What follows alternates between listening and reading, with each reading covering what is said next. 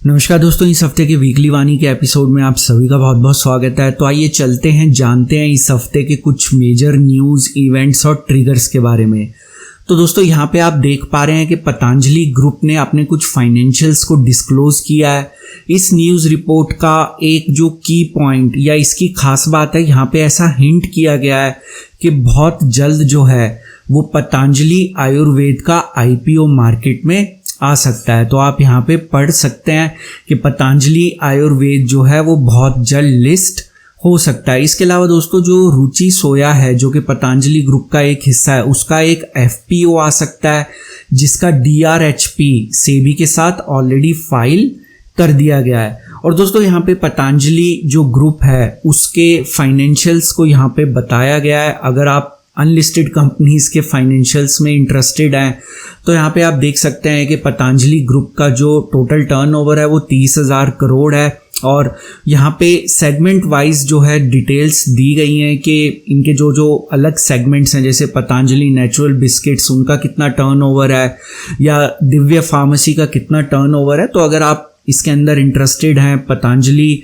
Group के बारे में और जानना चाहते हैं, तो यहाँ पे आप पढ़ सकते हैं। दोस्तों अगली महत्वपूर्ण जो न्यूज़ आ रही है वो है WPI इन्फ्लेशन, जो कि एक्सपेक्टेड था कि बढ़ेगा, लेकिन ये थोड़ा सा जून के महीने में कम हुआ है 12.07%। और यहाँ पे फूड और क्रूड ऑयल के प्राइसेस जो हैं वो थोड़े से सॉफ्ट हुए हैं, इस वजह से यहाँ पे कम WPI इन्फ्लेशन हमें देखने को मिला। पूरी जानकारी इस न्यूज़ रिपोर्ट में दी गई है। दोस्तों उसी तरीके से यहाँ CPI इन्फ्लेशन भी जो है वो थोड़ा सा मार्जिनली जो है ईज हुआ है 6.26% जून के महीने में, और IIP जो है वो ग्रो हुआ है 29.3% मई के महीने में। तो दोस्तों ये भी महत्वपूर्ण न्यूज़ है और स्टॉक मार्केट को ये सारी न्यूज़ जो हैं इम्पैक्ट करती है, जैसा कि हमने पिछले हफ्ते वीकली वाणी के एपिसोड में हमने इसके बारे में चर्चा की थी। दोस्तों अगला महत्वपूर्ण पॉइंट, यहाँ पे जो S&P है उसने इंडिया की जो रेटिंग है उसको इन्वेस्टमेंट का जो लोएस्ट ग्रेड होता है उसके ऊपर रिटेन किया है। तो ये जो ग्रेड होता है वो है BBB-, मतलब ये लोएस्ट इन्वेस्टमेंट ग्रेड होता है, इसके ऊपर इसको रिटेन किया गया है। और अगर आप ग्लोबल एजेंसीज की इंडिया के बारे में क्या रेटिंग्स हैं, अगर आप वो देखना चाहें तो यहाँ पे एक समरी के तौर पे बताया गया है। मूडीज का इस समय जो आउटलुक है वो नेगेटिव है, S&P का आउटलुक स्टेबल है, और फिच का जो आउटलुक है वो नेगेटिव है। तो यहाँ पे पूरी जानकारी इस पर्टिकुलर न्यूज़ रिपोर्ट में दी गई है। दोस्तों अगला महत्वपूर्ण न्यूज़ आर्टिकल, यहाँ पे जो कोविड की वजह से जिसको कह सकते हैं कि एक पेन है, उसके अंदर जो इंडियंस हैं उन्होंने अपने गोल्ड को सेल किया है, डिस्ट्रेस सेल हुई है यहाँ पे गोल्ड की। तो दोस्तों ये न्यूज़ मैं आपको क्यों बता रहा हूँ, क्योंकि इससे जो इम्पैक्ट होता है, जो कंपनीज गोल्ड लोन देती हैं, जैसे कि मैं किसी का नाम नहीं लेना चाहूँगा, हम पहले चर्चा कर चुके हैं, आप देख सकते हैं कौन सी लिस्टेड कंपनीज हैं जो कि गोल्ड लोन देती हैं। तो ऑब्वियसली अगर यहाँ पे कोई डिस्ट्रेस सेल होती है या गोल्ड को गिरवी रखा जाता है या उसको प्लेज किया जाता है, तो यहाँ पे ऐसी कंपनीज को फ़ायदा होता है।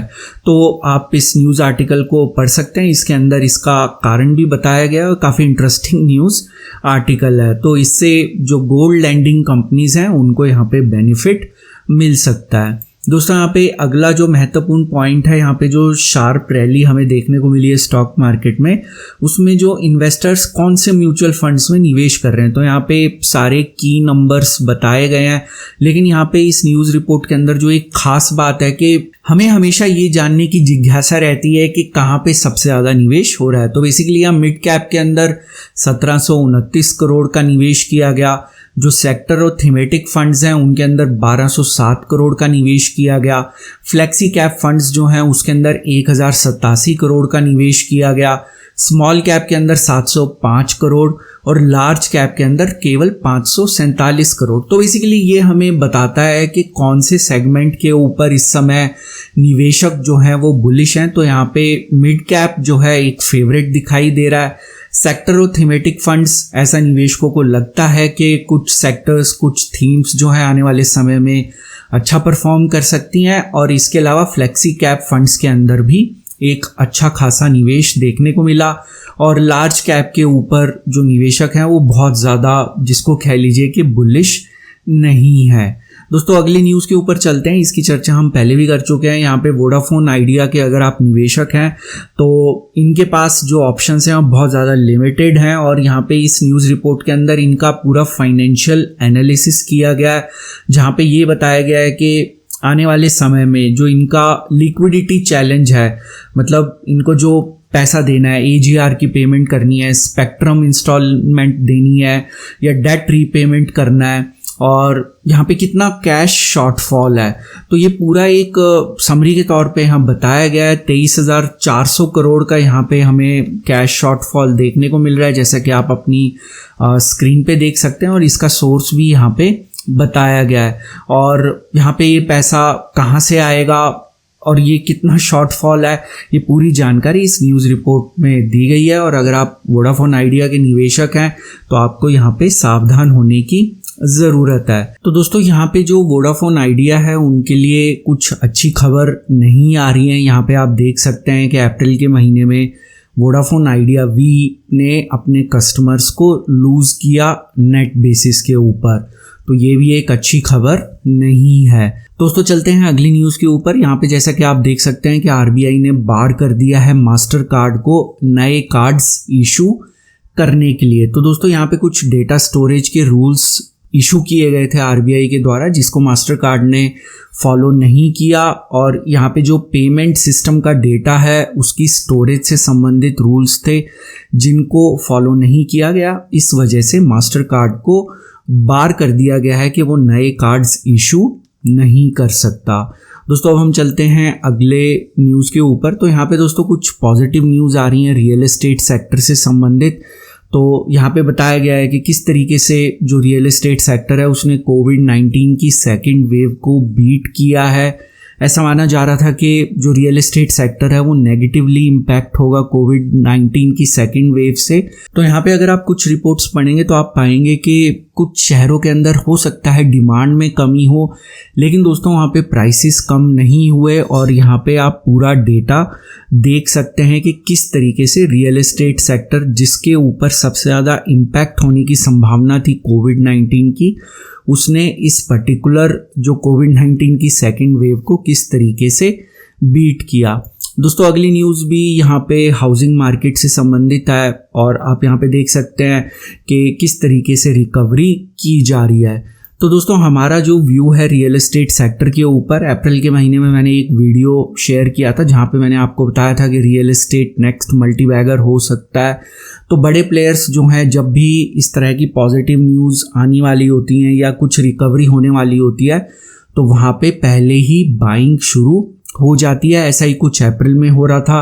तो दोस्तों मेरा आज भी ये मानना है कि रियल एस्टेट नेक्स्ट मल्टीबैगर बन सकता है, और इसके बारे में हमने ऑलरेडी अप्रैल के महीने में चर्चा की थी। और आप इसके बारे में अगर और स्टडी करना चाहें, 2 न्यूज़ रिपोर्ट्स मैंने आपके साथ शेयर की हैं, लेकिन और भी आप इसको डीपली स्टडी करना चाहेंगे तो मैं इसके ऊपर आने वाले समय में एक और वीडियो बनाऊंगा। दोस्तों अगला एक इंटरेस्टिंग न्यूज़ आर्टिकल है जहाँ पे ज़ीरोधा के जो CEO हैं या जो ऑनर है नितिन कामत, उनका कहना है कि रिटेल फ्रेंजी जो है इस समय मार्केट को ड्राइव कर रही है, और IPO बूम के पीछे भी इसी रिटेल फ्रेंजी का हाथ है। तो यहाँ पे पूरी जानकारी दी गई है, कितने नए अकाउंट्स खुले हैं। आप यहाँ देख सकते हैं कि 14.2 मिलियन न्यू डीमैट अकाउंट्स खुले हैं फाइनेंशियल ईयर 21 में, और ये जो है 3 गुना इंक्रीज़ हुआ है पिछले साल के मुकाबले। तो यहाँ पे अब आप सोचेंगे फ्रेंजी का क्या मतलब होता है, तो दोस्तों अगर आप सर्च करेंगे तो यहाँ पे आप पाएंगे फ्रेंजी का मतलब होता है a state of great emotion, और हिंदी में अगर देखा जाए उन्माद या पागलपन। तो ये मैं नहीं कह रहा, ये यहाँ पे फ्रेंजी की डेफिनेशन है जो कि गूगल पे लिस्टेड है। तो आपकी सहूलियत के लिए ये डेफिनेशन मैं आपको आपकी स्क्रीन पे दिखा रहा हूँ। अब दोस्तों चलते हैं कुछ इंटरनेशनल न्यूज़ के ऊपर। यहाँ पे दोस्तों चाइना में आपको मालूम है कि जो टेक कंपनीज़ हैं उनके ऊपर क्रैकडाउन जारी है, और यहाँ पे आपको जान के काफ़ी ज़्यादा हैरानी होगी कि जो टेक्नोलॉजी जायंट्स हैं चाइना के अंदर, उन्होंने 823 बिलियन डॉलर जो है उनकी वेल्थ वाइप आउट हो चुकी है फेब की पीक के बाद। तो इस न्यूज़ आर्टिकल के अंदर इसके पीछे के कुछ कारण बताए गए हैं कि किस वजह से ऐसा हो रहा है और वहाँ के जो प्रेसिडेंट हैं वो किस वजह से जो टेक कंपनीज हैं उनके ऊपर क्रैकडाउन कर रहे हैं। तो ये जो है टेक्नोलॉजी कंपनीज के लिए अच्छी खबर नहीं है। लेकिन चाइना जो है, आपको जैसे कि मालूम है कि उनकी जो जीडीपी है वो काफ़ी अच्छे से ग्रो कर रही है, उसकी चर्चा हम थोड़ी देर में करेंगे। इसके अलावा दोस्तों यूएस और चाइना के बीच में जो टेंशन है वो इंक्रीज़ हो रही है। यहाँ पे आप देख सकते हैं कि जो यूएस के प्रेसिडेंट हैं उन्होंने कहा है, उन्होंने बेसिकली वार्न किया है बिजनेसेस को कि वो हांगकांग में अगर अपना बिजनेस करते हैं तो वहाँ की जो सिचुएशन है, वहाँ का जो लॉ एंड ऑर्डर है वो जो है डिटोरिएट हो रहा है और इस वजह से उन्होंने एक यहाँ पे चेतावनी जारी की है, जो कि एक अच्छी खबर नहीं है। इससे चाइना और यूएस के बीच में जो टेंशन है वो इंक्रीज होती हुई नज़र आ रही है। दोस्तों यूएस ने जो एक रोक दिया था, एक इकोनॉमिक डायलॉग जो चीन के साथ चल रहा था, जो कि 1 दशक से चल रहा था, उसको रोक दिया था 2017 में। उसका जो हॉल्ट है उसको एक्सटेंड कर दिया है, मतलब अभी चीन के साथ कोई भी इकोनॉमिक डायलॉग नहीं होगा। तो दोस्तों ये न्यूज़ भी इसी चीज़ को कंफर्म कर रही है कि यूएस और चीन के बीच में टेंशन्स जो हैं वो इंक्रीज हो रही हैं। दोस्तों यहाँ पे अगली जो खबर है वो यूएस में सीपीआई इन्फ्लेशन जो है वो इंक्रीज़ हो रहा है और इसकी वजह से जो आपका अगर इन्फ्लेशन इंक्रीज़ होता है तो इंटरेस्ट रेट्स इंक्रीज़ होने चाहिए, लेकिन वहाँ के जो फेड है या जो सेंट्रल बैंक है उनका ये मानना है कि ये एक टेम्परेरी फिनोमेना है। इसकी चर्चा हम वीकली वाणी में बहुत बार पहले भी कर चुके हैं, तो हमें यहाँ पे नज़र रखनी ज़रूरी है। ये क्यों इंपॉर्टेंट है वो मैं आपको बता देता हूँ। अगर इन्फ्लेशन इंक्रीज़ होती है तो इंटरेस्ट रेट्स जो हैं वो इंक्रीज़ होंगे। अगर इंटरेस्ट रेट्स इंक्रीज़ होते हैं तो बेसिकली वहाँ पे जो पैसा है वो रिस्की एसेट्स से मूव करके सेफ एसेट्स या सेफ इंस्ट्रूमेंट्स के अंदर ट्रांसफ़र किया जाता है, जिससे स्टॉक मार्केट के ऊपर एक नेगेटिव इम्पैक्ट होने की संभावना होती है। तो इसलिए इन्फ्लेशन का डेटा यहाँ पे काफ़ी ज़्यादा महत्वपूर्ण है। तो चाइना की जीडीपी के बारे में हम थोड़ी देर पहले चर्चा कर रहे थे। तो यहाँ पे चाइना की जीडीपी आप देख सकते हैं कि सेकंड क्वार्टर में 7.9% इंक्रीज़ हुई और रिटेल सेल्स जो है उसने एक्सपेक्टेशन को बीट किया। दोस्तों अगली खबर है क्रूड ऑयल से संबंधित। यहाँ पे जो ओपेक कंट्रीज़ हैं उनका ये मानना है कि जो वर्ल्ड की ऑयल डिमांड है वो प्री पेंडेमिक लेवल पे रीच कर जाएगी 2022 में, मतलब अगले साल तक। यहाँ पे खास बात ये है कि तो उनका ये मानना है कि 3 देश इस ग्रोथ को लीड करेंगे, यूनाइटेड स्टेट्स, चाइना और इंडिया। और दोस्तों इस वजह से जो है क्रूड ऑयल का प्राइस आप देख पा रहे हैं कि इंक्रीज़ हो रहा है, क्योंकि यहाँ पे डिमांड इंक्रीज़ हो रही है और डिमांड अगर प्री पेंडेमिक लेवल पे पहुँच जाती है तो ऑब्वियसली ओपेक कंट्रीज़ जो हैं वो सप्लाई के ऊपर कंट्रोल रखते हैं, जिसकी वजह से क्रूड ऑयल का प्राइस इंक्रीज़ होता है और जिसकी वजह से इन्फ्लेशन भी इंक्रीज़ होती है। अगर मार्केट्स की बात की जाए, इस हफ्ते मार्केट 1.48% इंक्रीज़ हुई। क्रूड ऑयल का प्राइस इस हफ्ते जो है वो थोड़ा कम हुआ। इसका जो कारण था वो था डॉलर इंडेक्स जो है उसके अंदर स्ट्रेंथ देखने को मिली। तो डॉलर और क्रूड ऑयल का एक इन्वर्स रिलेशन होता है। डॉलर अगर वीक होता है तो क्रूड ऑयल प्राइस इंक्रीज़ होता है, डॉलर इंडेक्स अगर स्ट्रांग होता है तो क्रूड ऑयल का प्राइस डिक्रीज़ होता है।